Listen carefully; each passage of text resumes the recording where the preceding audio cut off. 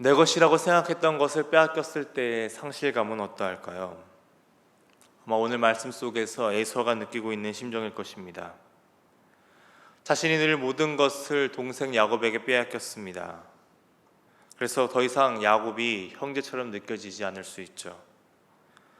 그래서 에서는 다음과 같은 생각을 마음 중에 품게 됩니다. 41절의 말씀입니다. 그의 아버지가 야곱에게 축복한 그 축복으로 말미암아 에서가 야곱을 미워하여 심중에 이르기를 아버지를 곡할 때가 가까웠은즉 내가 내 아우 야곱을 죽이리라 하였더니, 에서 그 스스로가 복에 대해 소홀했던 것은 머릿속에 있지도 않은 채 오직 동생 야곱에 대한 적개심만 가득합니다. 41절에 미워하여라고 쓰인 부분이 있는데 그 부분은 히브리어 사탐이라는 단어가 사용되었습니다. 이것은 단순한 미움과 증오에 사용되는 단어가 아닙니다. 매우 오랜 시간 쌓인 적개심과 증오심을 느낄 때 사용하는 단어입니다. 지금 그만큼 오래도록 지금 에서의 감정 속에 동생 야곱에 대한 미움과 증오심, 여러 가지 복합적인 그런 부정적인 마음들이 가득 쌓여 있다는 것입니다. 또 심중에 이르기를 이라고 합니다. 이것은 마음속으로 이야기했다는 것이죠.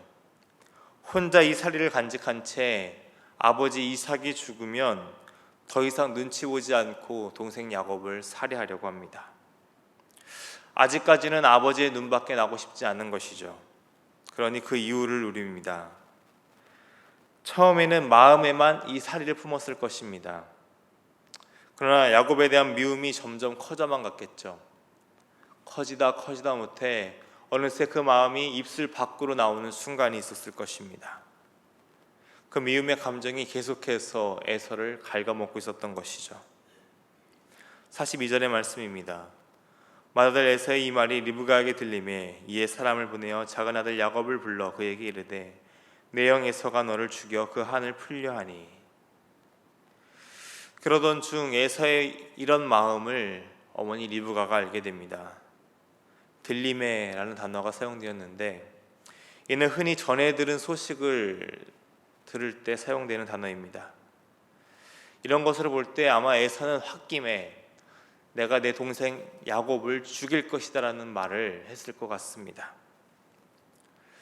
이런 소식을 들은 리브가는 다시 고민에 빠지죠. 자신이 사랑했던 아들 야곱이 축복을 받고 잘 살기를 바라며 이런 계획들을 꾸몄는데 지금 이 계획은 자신이 생각했던 바와는 다르게 흘러가기 때문입니다. 형제간의 불화로 인해 아들 야곱이 죽게 될 것이라고는 결코 생각하지 않았죠. 그래서 이번에도 리브가는 계획을 세웁니다.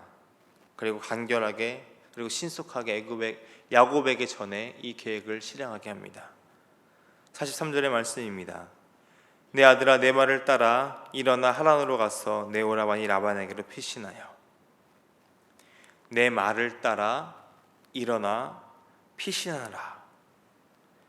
리브가는 지금 잠시 에서의 눈밖에만 나와 있으면 그 마음이 가라앉을 거라고 생각합니다. 그래서 믿을 만한 사람, 자신의 오라버니 라반에게 야곱을 보내려고 하죠. 아주 잠시만 그곳에 있으면 다시 가족이 회복될 수 있을 거라고 생각합니다. 그래서 44절을 보면 몇 날 동안이라는 표현을 사용합니다. 아주 짧은 기간을 표현할 때 사용하는 단어입니다. 리브가의 생각에 이 정도면 아주 짧은 며칠 동안, 몇 달 동안만 흘러가면 에서의 마음이 누그러질 테고 그러면 다시 가족이 회복될 것이다 라는 생각을 하게 됩니다. 그런데 이 짧은 날은 무려 20년이라는 시간으로 변하게 됩니다. 그리고 야곱에게도 이 시간이 결코 쉬운 시간이 아니었죠. 말 그대로 고생길이 열립니다. 모든 것이 자신의 뜻대로 흘러갈 것이라고 생각했습니다. 하지만 그렇게 되지 않죠. 그 길과 그 방법은 하나님의 방법이 아니었기 때문입니다. 리브가가 하나님의 말씀이 이루어질 줄 믿었으면 그 방법도 그 이루심도 하나님께서 하실 것이라는 것을 믿었어야만 했습니다. 지금처럼 자신의 방법으로 이 일들을 해결하라고 했던 것보다 말입니다. 리브가는 야곱을 자신의 오라버니 라반에게로 도피시키기 위해 이삭을 찾아갑니다. 그러면서 직접적으로 아들 에서의 일을 고발하지는 않습니다. 참으로 현명한 방법이죠. 그래도 이삭이 가장 사랑했던 아들은 에서입니다. 그러니 에서를 직접적으로 고발하게 되면 불편한 감정이 또 이 가족 가운데 생길 것이라는 것이죠. 이것은 문제 해결책이보다는 또 다른 갈등을 이 가족 가운데 줄 것이라는 것을 리브가는 깨달았습니다. 그보다는 전에 이삭이 근심했던 문제를 가지고 이 문제들을 해결해 가려고 이야기를 풀어갑니다. 46절의 말씀입니다.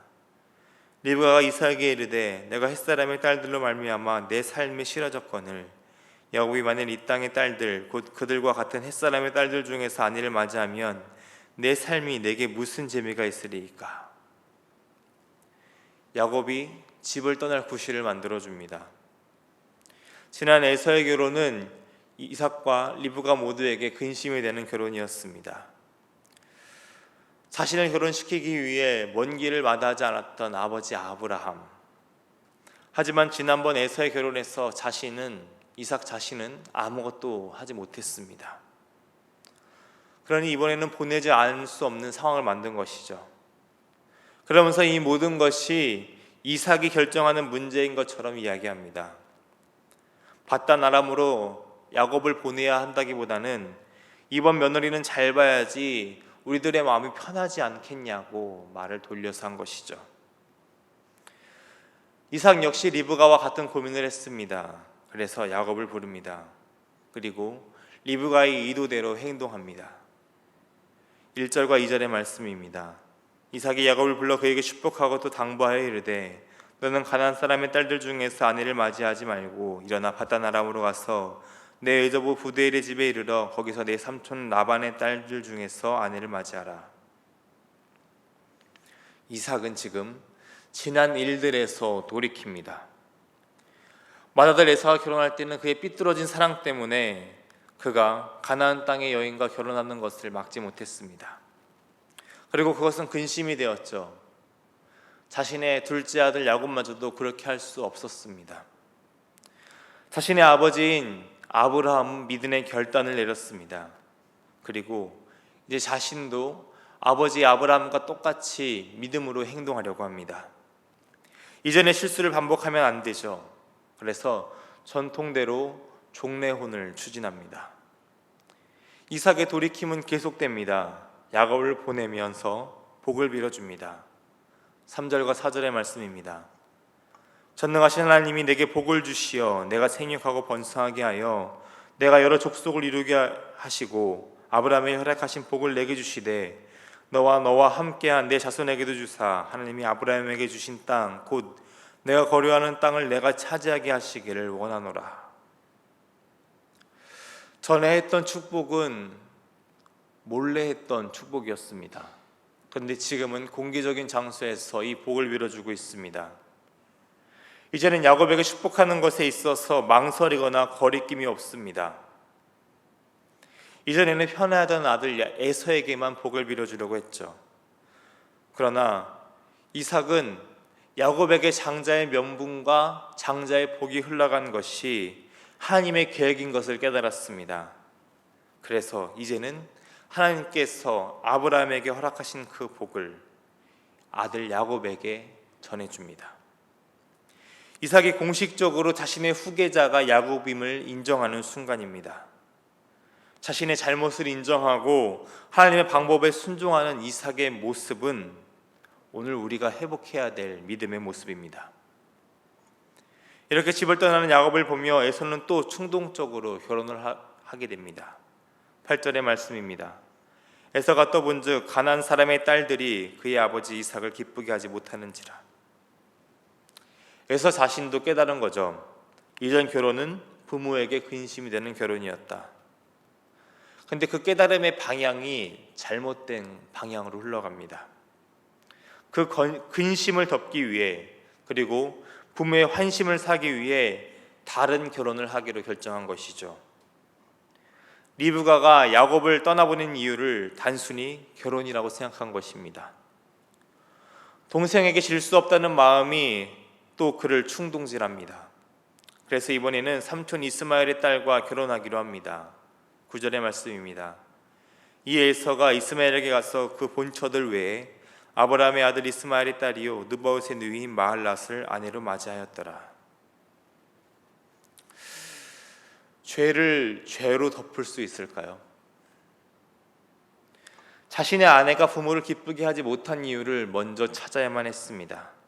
그것이 올바른 답이죠. 에서는 왜 자신의 아내들이 부모를 기쁘게 하지 못했는지를 찾기보다는 다른 방법으로 부모를 기쁘게 하려고 합니다. 문제를 문제로 덮으려고 하는 것이죠. 부모의 근심이 어떠한 것인지 에서는 그 문제와 직면해야만 했습니다. 아프더라도 힘들더라도 그 문제와 마주하며 그 문제를 해결해야만 했죠. 잘못을 자고 다른 잘못으로 덮으면 끝이 나지 않습니다. 계속해서 눈덩이가 커지듯 잘못만 커져갈 뿐입니다. 지금 이 문제에 대한 종언이 필요한 시점에서 에서는 계속해서 폭주기관차처럼 잘못을 향해 나아갑니다.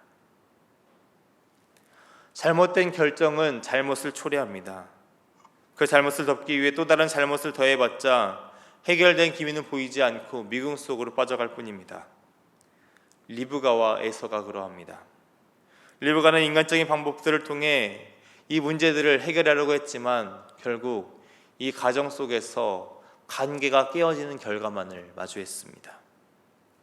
그것을 덮기 위해 또 다른 한 행동은 또 다른 관계를 깨트립니다. 이삭과 같이 인정해야 되는 순간이 있습니다. 잘못과 마주해야 되죠. 그리고 돌이켜야 됩니다. 이제는 하나님의 방법대로 순종해야 된다는 것이죠. 우리가 추구해야 될 것은 하나님의 말씀을 신뢰하며 하나님의 뜻과 때를 기다리는 것입니다. 그 길을 믿음으로 결단하며 나아가야 된다는 것이죠. 이삭은 그 길을 걸어갔습니다. 자신의 잘못을 깨닫고 하나님의 방법대로 살아가기를 따랐던 것이죠. 오늘 하루 그 믿음의 결단이, 그 믿음의 돌이킴이 오늘 우리의 삶의 자리에 있기를 소망합니다. 기도하겠습니다. 선하신 하나님의 이끄심과 인도하심에 감사를 드립니다. 우리의 삶의 자리에서 그 신실한 하나님을 의지하며 하나님의 방법에 순종하기를 원합니다.